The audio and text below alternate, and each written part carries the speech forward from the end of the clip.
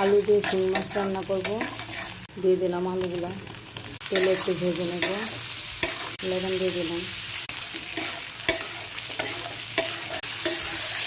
হলুদ দিয়ে দিলাম,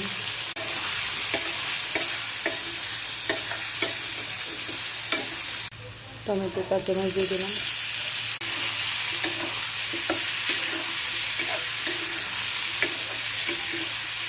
পানি দিয়ে দিলাম। আলুটা ভালো করে কষিয়ে নেব। আলু সিদ্ধ হয়ে গেছে, এখন শিং মাছগুলো কষিয়ে নেব। তার সাথে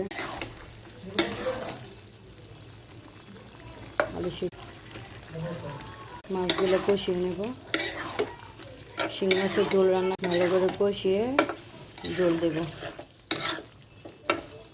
কষানো হয়ে গেছে, এখন ঝোল দিয়ে দেবো। দিয়ে দিলাম ধনে পাতা, দিয়ে দিলাম জিরা পাতা।